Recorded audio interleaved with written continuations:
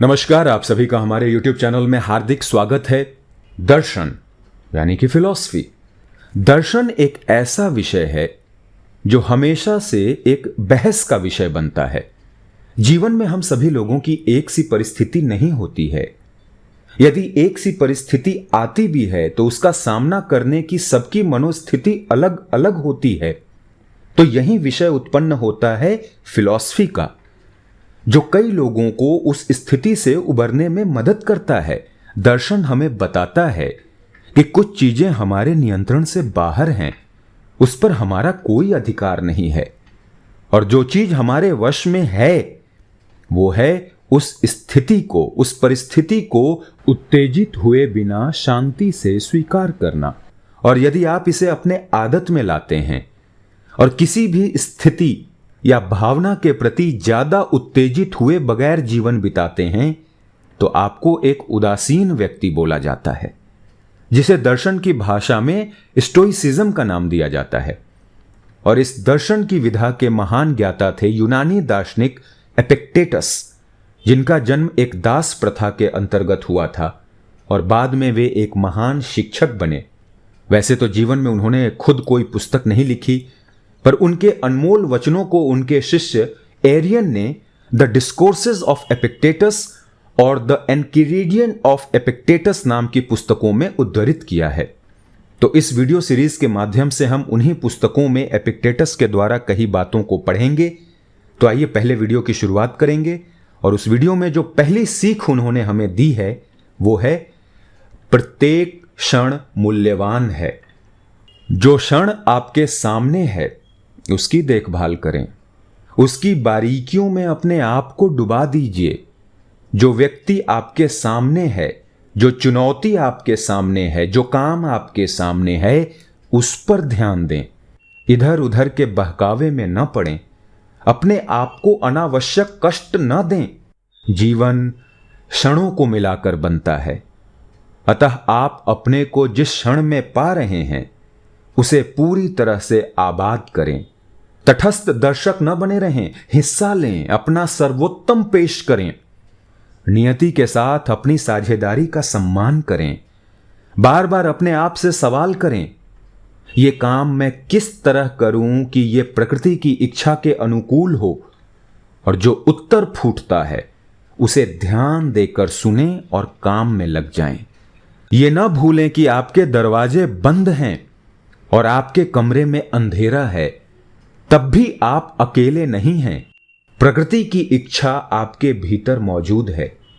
जैसे आपकी प्राकृतिक प्रतिभा आपके भीतर मौजूद है, उसके आग्रहों को सुनें, उसके निर्देशों का पालन करें।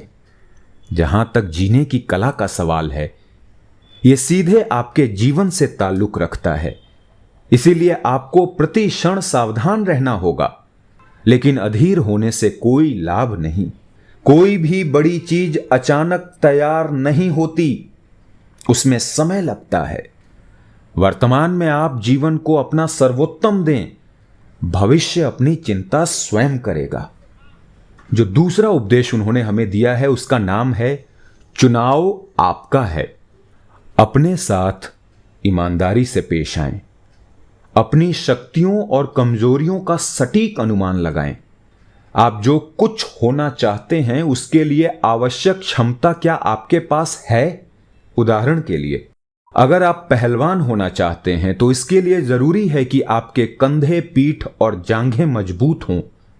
अतः अपने आप से पूछें, सर्वश्रेष्ठ पहलवानों में से एक होने के लिए जिस शारीरिक पराक्रम और चपलता की अपेक्षा है, क्या वो मुझ में है?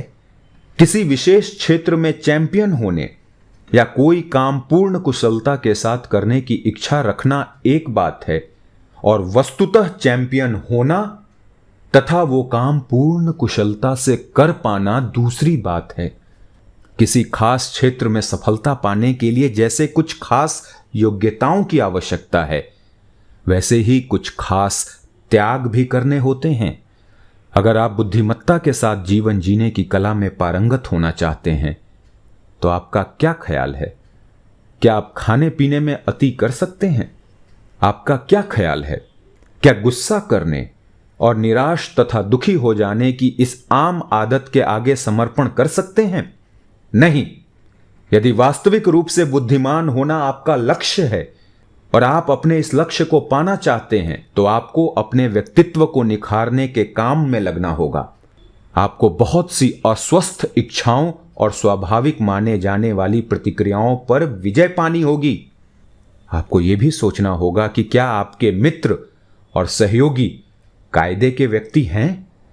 क्या उनका प्रभाव, उनकी आदतें, मूल्य और व्यवहार आपको ऊंचा उठाता है या उन क्षुद्र आदतों को मजबूत बनाता है जिनसे आप छुटकारा पाना चाहते हैं? किसी भी अन्य चीज की तरह बुद्धिमत्तापूर्ण जीवन की भी एक कीमत है। जब आप बुद्धिमत्तापूर्ण जीवन जीना शुरू करेंगे तो हो सकता है कि आपका उपहास किया जाए। यह भी हो सकता है कि सार्वजनिक जीवन में आपकी स्थिति निकृष्टतम हो जाए, लेकिन इससे घबराने की जरूरत नहीं है। स्थितियां जल्द ही बदलने लगेंगी, आपको सफलता मिलेगी। उच्चतर जीवन जीने के प्रयास में जो भी चीजें आवश्यक हैं, उन सभी पर विचार कर लेने के बाद अपना पूरा जोर लगाकर आगे जाने की हिम्मत दिखाएं। आपके लक्ष्य ऊंचे हैं, स्वतंत्रता, समरसता और प्रशांति हासिल करना। उसके लिए जो भी सांसारिक कीमत चुकाना आवश्यक हो, बेधड़क होकर चुकाएं, लेकिन अपने स्वभाव का ईमानदारी से मूल्यांकन करने के बाद आपको लगे कि आप इसके लिए सक्षम या तैयार नहीं हैं, तो अपने आप को मुक्त कर लें और एक अलग, ज्यादा यथार्थ राह पर चलें। आप एक ही व्यक्ति हो सकते हैं, या तो अच्छे आदमी या फिर बुरे आदमी। यदि दो वास्तविक चुनाव आपके सामने हैं, आप या तो अपने आप को सत्य से जुड़े रहते हुए अपनी बुद्धि का विकास करने के काम में लगा सकते हैं, या बाहरी चीजों के पीछे भाग सकते हैं। चुनाव आपका है, सिर्फ आपका। अगला उपदेश जो उन्होंने दिया है वो है सार गर्भित बनाम तुच्छ। मानसिक प्रगति की मांग ये है कि जो सार गर्भित और मूल्यवान है, हम उसका सम्मान करें और अपने जीवन में उसे स्थान दें। इसके विपरीत जो सारहीन और तुच्छ है, उसे अपने चित्त से निकाल फेंकें। जो चीजें हमारे मतलब की नहीं हैं, उनके बारे में लोग हमें नासमझ समझें तो इसमें भी कोई नुकसान नहीं है। आपके बारे में दूसरे क्या सोचते हैं, यह आपके सरोकार का विषय नहीं होना चाहिए। वे उसकी चकाचौंध में आकर भ्रांत हैं। जो सतह पर दिखाई देता है, आप अपने उद्देश्य पर डटे रहें। इसी से आपकी इच्छा शक्ति मजबूत होगी और आपके जीवन में सुसंबद्धता आएगी। अन्य लोगों का अनुमोदन और प्रशंसा प्राप्त करने की कोशिश करना छोड़ दें। एक क्षण के लिए भी न भूलें कि आप एक ऊंचे रास्ते पर जा रहे हैं। ये इच्छा न करें कि दूसरे आपको सुसंस्कृत, अनोखे या बुद्धिमान व्यक्ति के रूप में देखें। आवश्यकता इस बात की है कि आप दूसरों की नजर में विशिष्ट होने लगें तो तुरंत शंकालु हो जाएं। अपने आप को महान समझने के एहसास के प्रति हमेशा सावधान रहें। सत्य के साथ अपनी इच्छा शक्ति का सामंजस्य बनाए रखना और जो चीज आपके वश में नहीं है उससे सरोकार रखना, इन दोनों में कोई मेल नहीं है।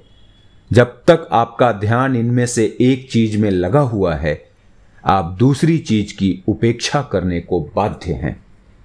धन्यवाद।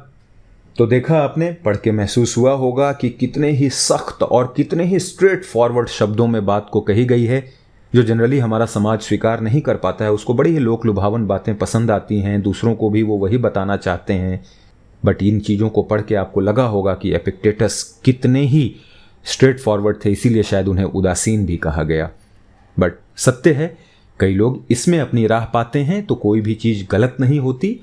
जिन्हें ये पसंद आए, ये उदासीनता, स्टोइसिज्म, उनके लिए ये बहुत अच्छा है। जिन्हें लगे कि वो दूसरे तरह से अपने जीवन पे और अपने लाइफ पे काबू पा सकते हैं, उनके लिए वो रास्ता मुबारक हो। मुलाकात होगी अगले वीडियो में। जय हिंद।